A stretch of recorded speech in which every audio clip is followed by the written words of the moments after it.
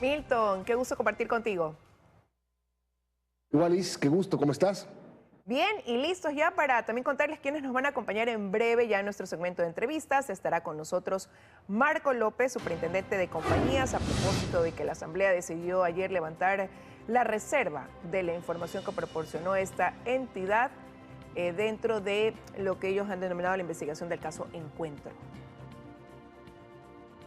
Los planes sobre la seguridad que deberían ya transformarse en realidades. ¿Qué es lo que está pasando? Nos va a contar el secretario de Seguridad Pública y del Estado, Diego Ordóñez. Esa es la agenda para el día de hoy. Son las 7 de la mañana con 3 minutos. Y Liz, nosotros vamos a empezar con las principales noticias.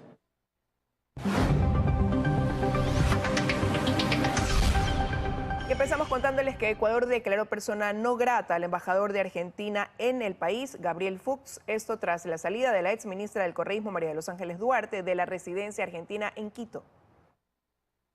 La policía activó el bloque de búsqueda para capturar a Duarte, quien se sabe ahora está en Venezuela. Belén Merizalde nos cuenta detalles. La exministra del Correísmo, María de los Ángeles Duarte, habría abandonado de forma silenciosa la residencia argentina en Quito hace 4 días.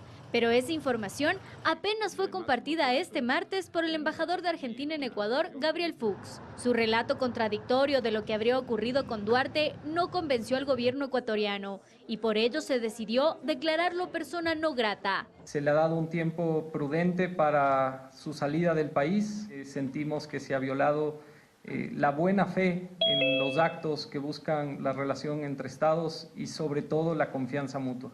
Duarte, sentenciada a 8 años de cárcel por el delito de cohecho, ahora está en Caracas, Venezuela, y este martes escribió en su cuenta de Twitter un agradecimiento a la República Argentina por haberla cobijado durante 2 años en su residencia. Su abogado dice que se comunicó con ella y que ahora está a salvo. En Caracas no le van a detener, porque si estuviese en territorio nacional, la policía cumpliendo su labor ejecutaría la sentencia. Frente a ello, la policía activó el bloque de búsqueda y la alerta roja de Interpol para su localización y captura, pero eso tampoco será sencillo. Existió un primer evento de solicitud de alerta roja en Interpol, la cual fue negada hace 2 años atrás. Sin embargo, se ha solicitado nuevamente. La policía también investiga cómo Duarte salió de la legación diplomática y recalca en este comunicado que las embajadas son territorios extranjeros, por lo que la policía no tiene jurisdicción al interior de las instalaciones ni puede realizar procedimiento alguno en vehículos diplomáticos. La Cancillería ecuatoriana solicitó videos de seguridad de la residencia, pero Argentina se negó a entregarlos. Es una mala noticia para la lucha contra la corrupción y es una muy mala noticia para luchar contra la impunidad. La fiscal general del Estado también expresó su preocupación ante la fuga de una de las sentenciadas en el caso Sobornos e hizo un llamado a las instituciones a cumplir con las responsabilidades que les corresponden. Bien, mientras tanto, Argentina respondió anoche mismo en la misma línea y también solicitó el retiro del embajador ecuatoriano en Buenos Aires, Javier Alfonso Monge. El gobierno de Argentina expresa sorpresa y profunda tristeza, dice el comunicado, por la decisión del gobierno del Ecuador de escalar el desacuerdo existente sobre la situación de la señora María de los Ángeles Duarte y llevarlo a un nivel de perjuicio de la relación bilateral. El comunicado además agrega que aún cuando se informaron oportunamente a las autoridades ecuatorianas, ni bien se pudo verificar recién el lunes 13 de marzo que la mencionada huésped había abandonado el predio de la embajada sin consulta ni previo aviso a ninguna autoridad de la embajada argentina. Personal alguna que obligara a las autoridades diplomáticas argentinas a ejercer custodia sobre Duarte, reclamó la Cancillería de ese país a través de este comunicado.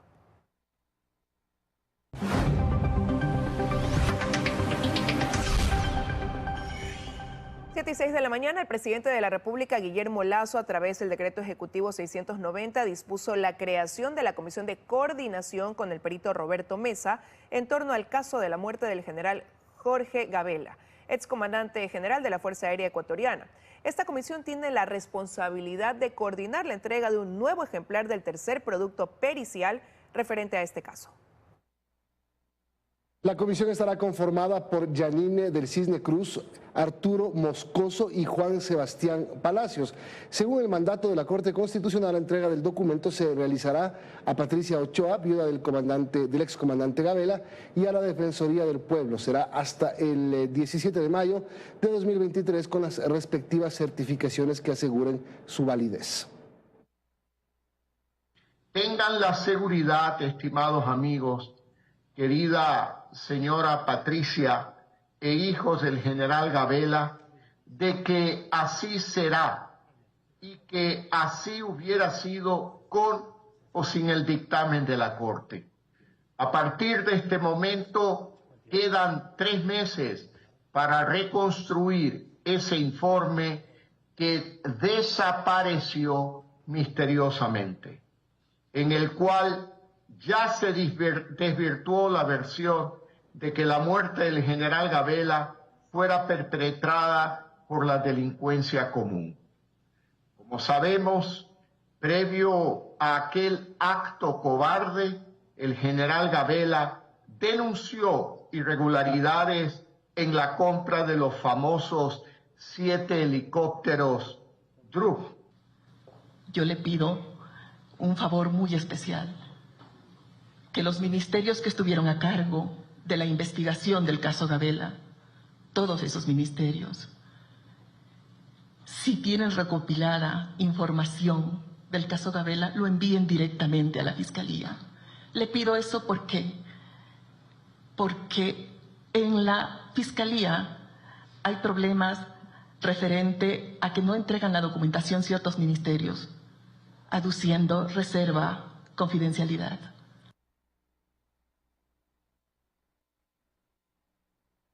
Por unanimidad y en sesión reservada, el Pleno de la Asamblea Nacional aprobó levantar la reserva de las bitácoras de la Presidencia de la República y de la información entregada por la Superintendencia de Compañías en la comisión que investigó el caso Encuentro.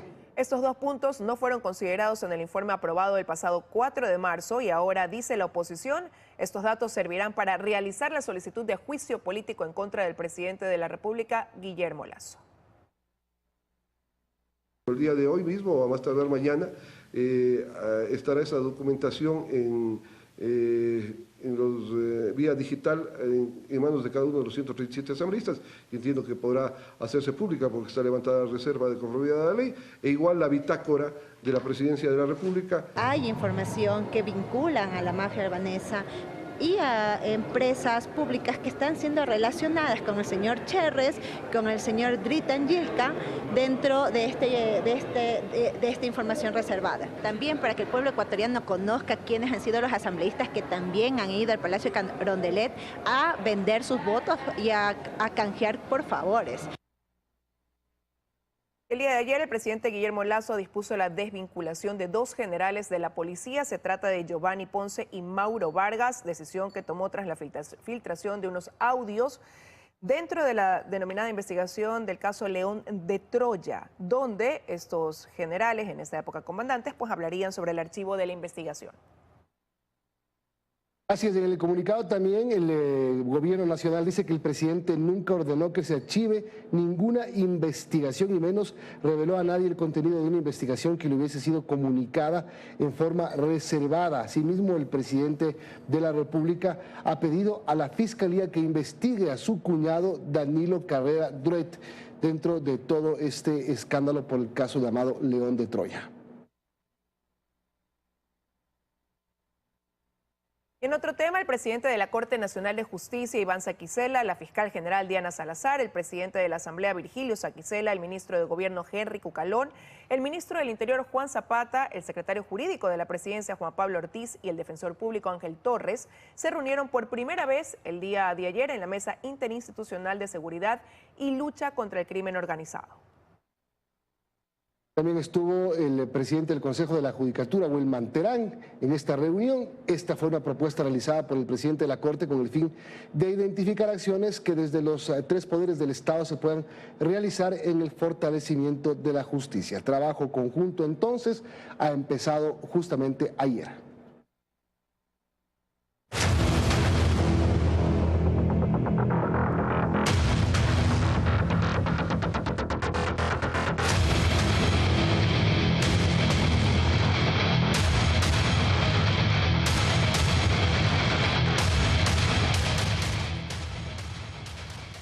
La vía Bucay-Payatanga-Balvanera, que conecta la costa con la Sierra Centro, se encuentra en muy malas condiciones. Deslizamientos de tierra, baches e incluso tramos que han cedido es lo que se encuentran los conductores al recorrerla y por supuesto tienen quejas. Luis Alfredo Zúñiga nos tiene más. Una historia de nunca acabar. Eso es lo que dicen quienes sufren los estragos del pésimo estado en el que se encuentra una vez más la vía Bucay-Payatanga-Balvanera, que conecta Guayas con la Sierra Centro. Pésima porque no se puede transitar. Hay lugares que el camino es terrible, pues. Y tras eso hay los deslaves, nunca hubo el mantenimiento. Baches y grietas por doquier, uno más grave que el otro. Los conductores intentan sortear los obstáculos, aunque es casi imposible. Tan solo desde Bucay a Payatanga contabilizamos más de 20 tramos con daños graves o tierra cubriendo carriles. Hay baches y esos baches ya tienen años y con las lluvias ya es cráteres, ya no solo baches, entonces no ha habido mantenimiento. La época invernal ha afectado aún más lo que ya era un mal estado de la vía. Se han presentado aluviones, deslizamientos de tierra que han generado el cierre de la carretera e incluso ha cobrado vidas. Así están ciertos tramos. Y aquí otra afectación por demás grave. La vía está cediendo y se cae pedazo a pedazo hacia el río. En este punto ya solo hay un carril para circular tanto de ida como de regreso y este tramo está a punto de colapsar. Los baches, malísimo. Esta vía está olvidada. Bucay-Riobamba está olvidada esta carretera. Esta vía de más de 106 kilómetros de extensión fue reconstruida en 2012 por cerca de 62 millones de dólares. En aquel entonces se dijo que la obra duraría al menos 4 décadas. Sin embargo, en solo 6 años ya era lamentable su estado y desde entonces los problemas no han terminado. Lo que piden los conductores es atención urgente. Consultamos al respecto al Ministerio de Transporte y Obras Públicas y seguimos a la espera de un pronunciamiento, pues la época invernal y las lluvias van a seguir, por lo que el riesgo de más afectaciones sigue latente. En la provincia de Azuay, el fuerte temporal invernal bloqueó la vía de acceso a los cantones de Girón y Santa Isabel por varias horas. Estos cantones estuvieron incomunicados debido al cierre de la carretera tras 2 deslizamientos de tierra que se registraron en los kilómetros 31 y 39. Personal de Obras Públicas trabaja para habilitar parte de la carretera y dar un paso provisional a los vehículos que necesiten circular por este sitio. Sin embargo, debido al cierre, se registraron largas filas de vehículos en el lugar. Son las 7:15 de la mañana, momento de irnos a una pausa, Milton y amigos. Ya regresamos enseguida con más noticias. Seguimos con más en 24 horas. Está en manos de la Fiscalía de Ecuador la asistencia penal internacional que envió a Estados Unidos y Panamá, en la que hay documentos que confirmarían la red de corrupción que se creó en Petroecuador para la adjudicación privilegiada de contratos de preventa petrolera. Karen Aro accedió al expediente fiscal y nos muestra más en el siguiente reportaje. La Fiscalía procesa a 17 personas por el presunto delito de cohecho, el que se habría cometido alrededor de la preventa de petróleo en Ecuador entre 2010 y 2021. La investigación apunta a una estructura de corrupción que se habría formado en la estatal petrolera para entregar información privilegiada a comercializadoras transnacionales de crudo a cambio de sobornos que llegaron a los 20 millones de dólares. Esta trama de corrupción se desprende de la delación de Nilsen Arias, exgerente de Comercio Internacional de Petroecuador, tras ser detenido en Estados Unidos por presunto lavado de activos en octubre de 2022. La instrucción fiscal en este caso está por cerrarse, por lo que la Fiscalía trabaja contra el reloj. En sus manos tiene ya la asistencia penal internacional de Estados Unidos y Panamá. Cada país hizo 3 envíos de información, la que está almacenada en 2 discos duros y un USB. El primer disco ya fue materializado por criminalística y contiene al menos 750.000 archivos, entre los que hay chats, correos, videos y audios que serían el sustento de la trama. Fiscalía empieza a armar el rompecabezas y ubica como líder de esta red de corrupción a Nilsen Arias, quien llegó a la gerencia de Comercio Internacional de Petroecuador en el 2010 y que por ahora está bajo medidas sustitutivas ante la justicia de Estados Unidos. Solo un escalón más abajo de Arias están 3 integrantes de su equipo de trabajo en la estatal.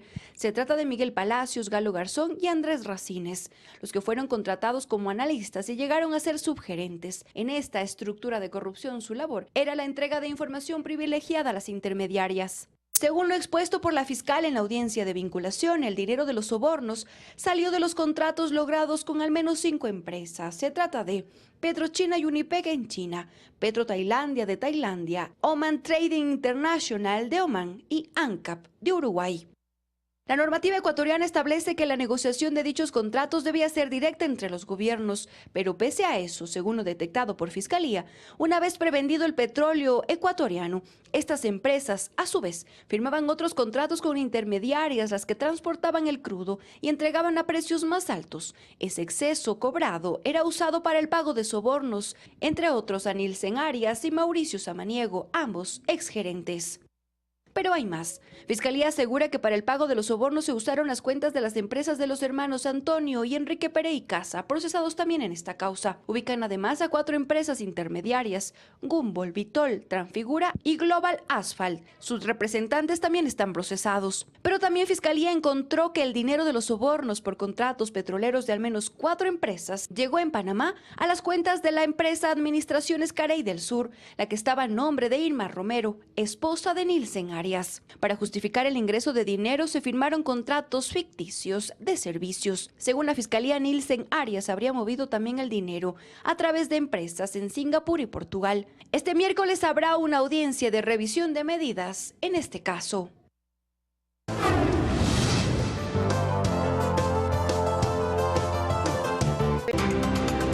Amigos, bienvenidos. Este programa no les va a gustar a quienes creen que aumentando el gasto público se van a arreglar los problemas económicos del Ecuador, porque ahora que ya tenemos datos de cómo cerró el 2022, resulta que en ese año tuvimos el tercer nivel de gasto más alto de la historia, al menos si lo medimos en dólares ajustados por inflación. Con 44,7 miles de millones de dólares, el gasto del sector público no financiero solo ha sido superado por lo gastado en 2013 y 2014. Sí, hoy el Ecuador tiene más habitantes que en el 2014, pero eso no cambia que tuvimos el tercer gasto más alto de la historia. Y es que la solución a los problemas económicos no está en aumentar el gasto público en un país donde ya es alto e ineficiente. La solución está en crear un ambiente más atractivo para producir, pero eso es materia de otros programas. Si hubiéramos querido mantener el ritmo económico de vivir al fío que teníamos hasta el 2014, hubiera sido necesario aumentar el gasto público de los niveles de esa época hasta el infinito, algo que era absolutamente insostenible y que si no se lo hizo es porque era imposible de sostener. Muchas gracias. Economía para todos. En 24 horas.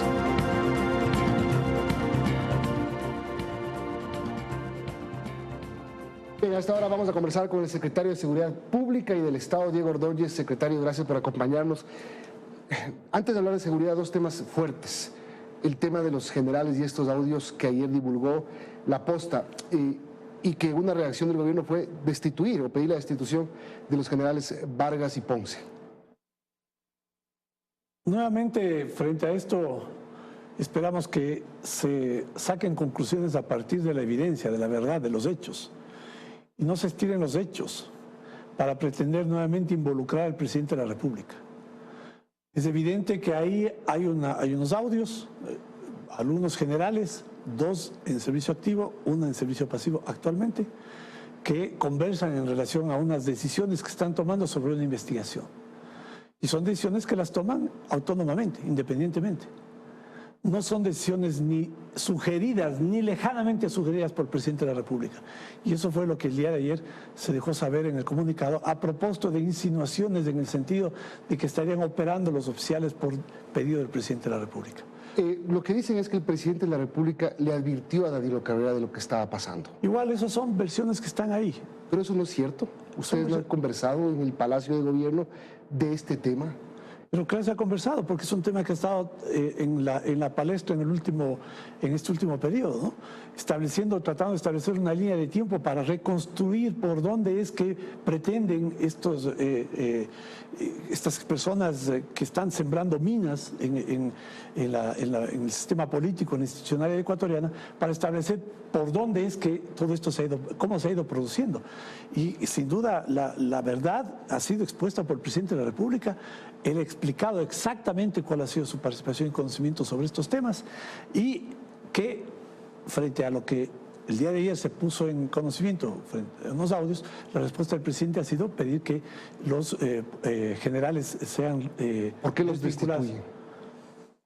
Porque estima que han tomado decisiones, ¿no?, que pudieron haber afectado el funcionamiento institucional.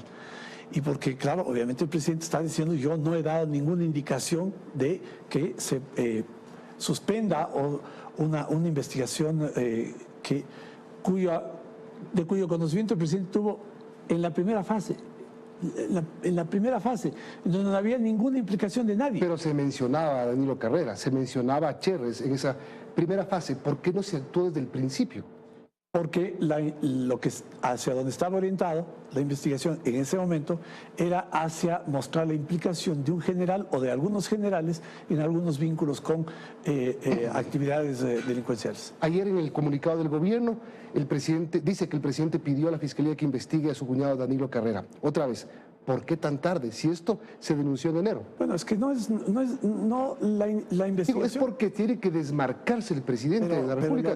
Ahora que está, ¿no siente que están asfixiados? No, lo ha dicho en varias oportunidades Milton. Y además la Fiscalía no necesita que el presidente le diga a quién tiene que investigar. Está abierto el proceso de investigación. Bueno, pero el pedir a la Fiscalía es una forma de buscar desmarcarse y marcar esta distancia. Está abierto el proceso de investigación. Cuando se inició la investigación, el secretario de Administración en ese momento y yo asistimos donde a la Fiscalía a decirle total y absoluta apertura y colaboración en todo lo que sea necesario. Cuando se reunieron con la fiscal. Para esta investigación. Entonces, no necesita nuevamente el presidente decir algo que ya se ha dicho y que está en proceso. En el proceso de investigación de esta operación denominada lamentablemente la Fiscalía Encuentro, están en investigación todos aquellos que aparecen en los audios, en los videos, en esta investigación. Está el señor Cherres, está Danilo Carrera, está el señor Luque. Lamentablemente hasta ahora, por la debilidad de la evidencia, tampoco se puede disponer, entiendo que no se puede disponer la orden de prisión del señor Luque y no ha sido posible traerle desde donde está aquí. Otro tema importante que pasó ayer es este levantamiento de la información decidido por la Asamblea Nacional. En un caso es la bitácora de la Presidencia de la República.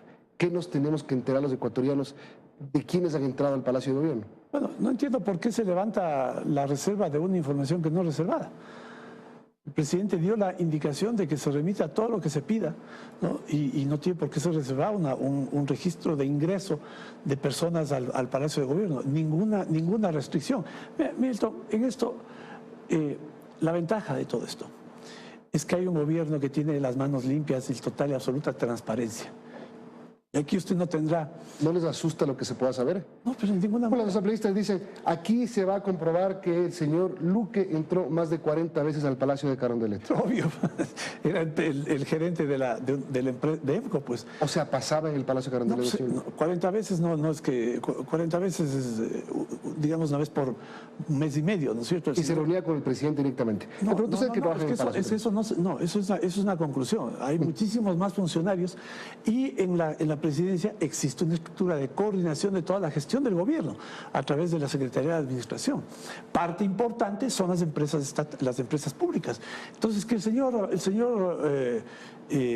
Luque haya ingresado al Palacio es tan novedoso como que encuentre registros de que yo he entrado al Palacio, o un ministro ha entrado al Palacio, o un subsecretario ha entrado al Palacio. O algunos asambleístas a buscar cosas. Bueno, los asambleístas de gobierno. No, y los de oposición, digo. Bueno, habrá que ver si aparecen esos nombres ahí, sabrán explicar a qué fueron, ¿no? ¿Y usted sabe que fueron? No conozco que hayan ido. Yo no sigo la bitácora en realidad del ingreso a la presidencia, entonces no sé quiénes visitan o quiénes asisten a reuniones. Bueno, lo que buscan es configurar la causal para el juicio político. Y ayer justamente se empezó a decir que la fuga de María de los Ángeles Duarte es parte de un acuerdo con el correísmo para salvar al presidente del juicio. ¿Qué dicen ustedes de eso? No, yo creo que es parte de todo este armaje, ¿no? De seguir creando un escenario de conflictividad, un falso escenario de conflictividad, ¿no? Para tomar decisiones como las que los que quieren intentar este grupo de sedición que se ha instalado en la Asamblea Nacional. ¿No hay pactos? ¿No está buscando pactos del gobierno para salvar al presidente de la República? No, pero es que mire Milton, la decisión de que la señora Duarte salga o la permisividad de que eso se haya producido depende del gobierno argentino, depende de la embajada argentina, ¿no?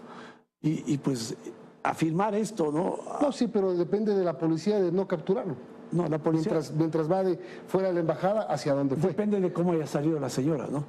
Porque la policía, a pesar de que había un control externo, no puede vigilar y revisar vehículos diplomáticos.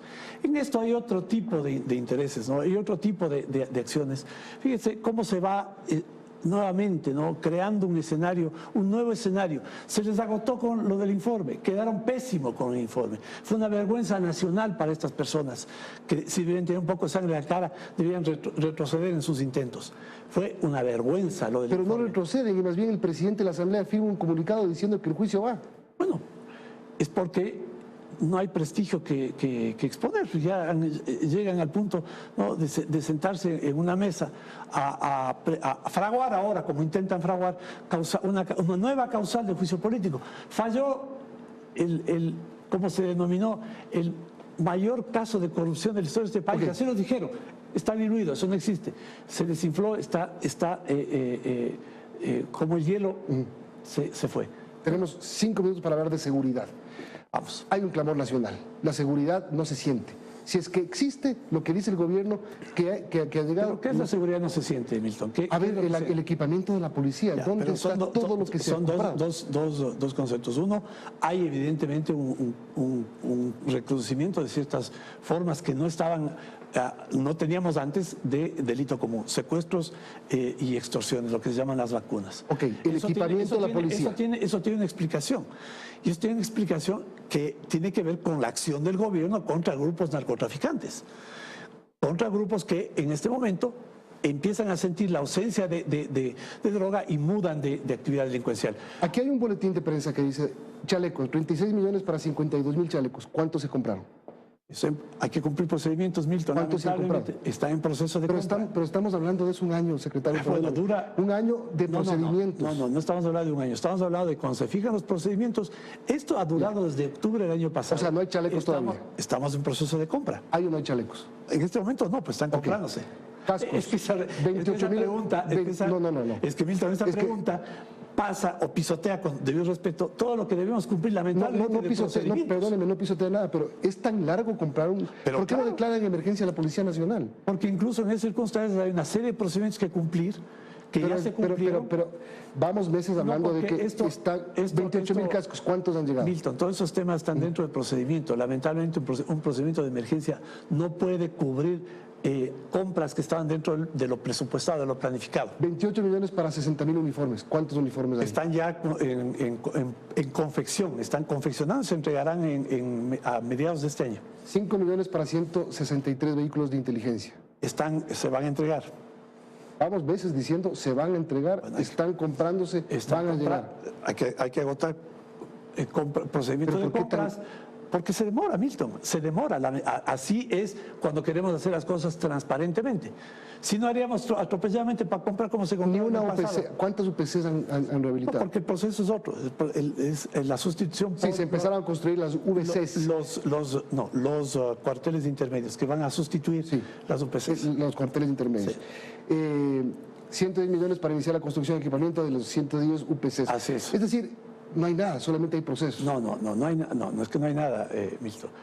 Hay lo que se puede ir dotando poco a poco y hay estrategia, hay acción contra la delincuencia, hay un reconocimiento de la delincuencia, pero hay una acción de la policía.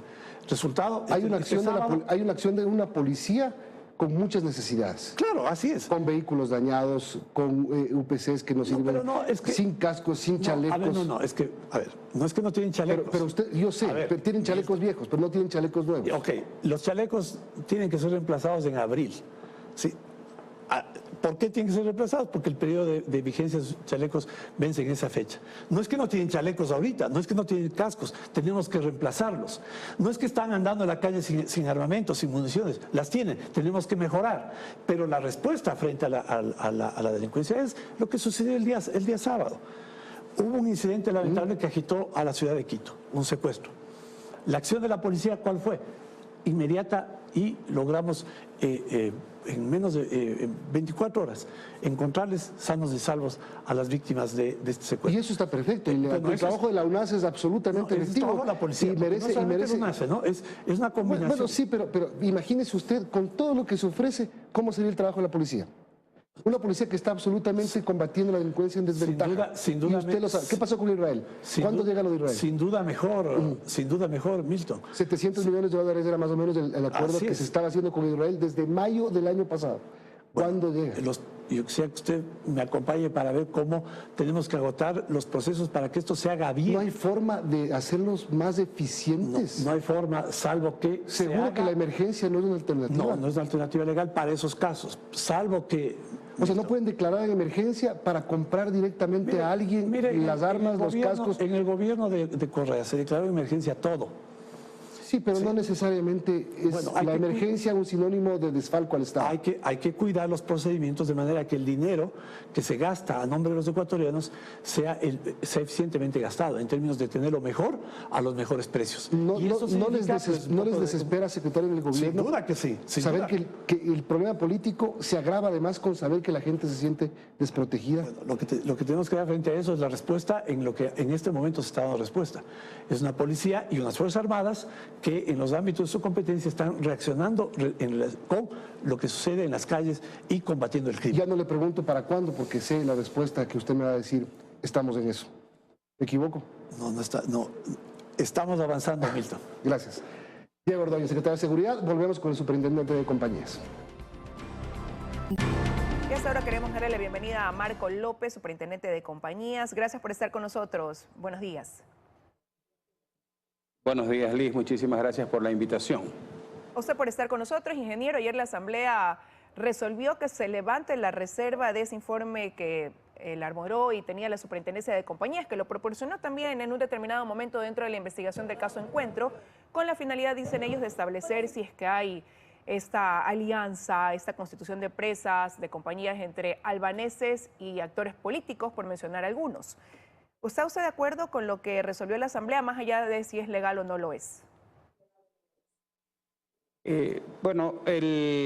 Definitivamente tenían la capacidad de hacerlo, de tomar la decisión de levantar esa reserva, pero yo creo que lejos de ayudar a concretar o a definir cualquier tema que ellos tenían entre ciernes, realmente lo que hace es entorpecer cualquier investigación, cualquier estudio que se haya estado haciendo, cualquier conclusión que ya se haya obtenido o cualquier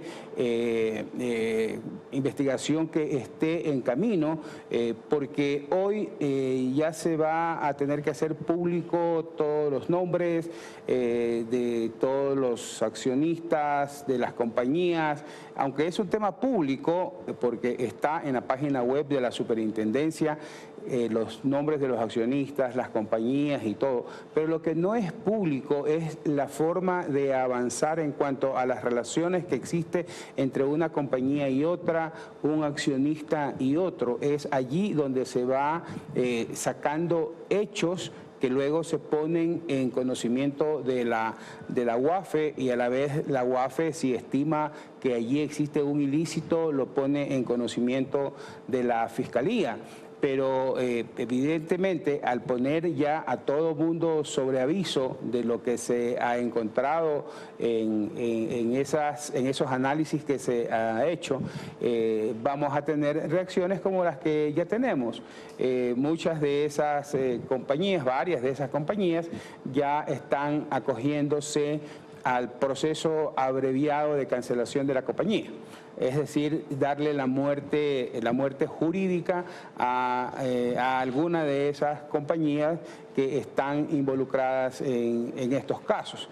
Entonces, eso es lo que se ha ganado. Creo que había otros mecanismos Lo que ellos piensan es que iban a poder encontrar, algunos de ellos, la causal para llevar a juicio político al presidente Guillermo Lasso, y esto sería a través de esos nexos entre personas cercanas, quizás al mismo presidente, con estos albaneses y con la mafia albanesa en sí. ¿Hay esta vinculación de la gente que se ha nombrado dentro de este caso Encuentro efectivamente con compañías de albaneses en el país, dentro de lo que investigó la Supercompañías? Bueno, hoy que la Asamblea, como ellos mismos dicen, que es el primer poder del Estado, ha hecho pública, ha vuelto pública la información, porque ha dejado de tener la reserva y por lo tanto ha dejado a todos los funcionarios expuestos, como nos ha dejado en el caso de la Superintendencia de Compañías, Valores y Seguros, nos ha dejado expuesto a todos los funcionarios. En el caso particular de la Superintendencia de Compañías, Valores y Seguros, soy la única voz autorizada para hablar sobre este tema y no daré ningún nombre de ningún funcionario de mi institución. Pero si lo que querían saber es que si en los listados consta el nombre del presidente de la República o de algún familiar, sea político o sea sanguíneo del presidente de la República, realmente no se lo encuentra en ninguno de los listados. ¿Pero hay esta creación de empresas albaneses que se da con otros políticos? Bueno, la creación de empresas, albanesas está muy claro, está especificado y realmente nosotros lo que entregamos es un mapa de cómo se había constituido un caso que lo veíamos como de alerta, ¿no? Y decirle a la UAFE, aquí hay unas comunicaciones, mejor dicho, unos lazos que deberíamos investigar, porque este accionista con este accionista están en una misma compañía y conforman un grupo que se lo considera de riesgo en el tema del lavado de activos o financiamiento del terrorismo. Pero cuando usted Ahora, dice evidentemente, cuando usted dice este accionista, con este accionista se puede referir de un lado a albaneses y del otro lado a actores del actual gobierno o del gobierno anterior, que es lo que muchos quieren saber al interior de la Asamblea. No, en concreto es lo que ya lo ha dicho también el asambleísta Vanegas públicamente, es el señor Yica y el señor Alcíbar Barrio Nuevo, que están ligados a través de unas compañías que están dedicadas a la comercialización de cannabis. Pero también aparece el señor Cherres. El señor Cherres no aparece en esa compañía. ¿En otras? En otras sí, hay varias compañías en las cuales el señor Cherres es socio con el señor Yica, en algunas formaron las compañías, luego las cedieron a accionistas ecuatorianos y en otras todavía se mantienen como accionistas, en la gran mayoría de ellos 50% cada uno de los dos accionistas. Pero en ninguna de esas, como le digo, aparece ningún pariente consanguíneo o por afinidad del señor presidente de la República. Y en esas compañías que ya se dieron, más bien, quizás esas acciones fue antes de que salga esta investigación del caso Encuentro, que salga más bien a la luz pública, es decir, antes de este 2023. Sí, definitivamente se dieron antes de esta investigación que se dio, así como se dieron muchos otros informes antes de esta investigación, en los cuales la Superintendencia de Compañías entregó en su momento de forma reservada a la comisión la presencia de los ciudadanos albaneses en Ecuador. No con eso quiero decir que esto es una mafia, nosotros no calificamos delitos, nuestro tema es puramente administrativo y es una supervisión basada en riesgos.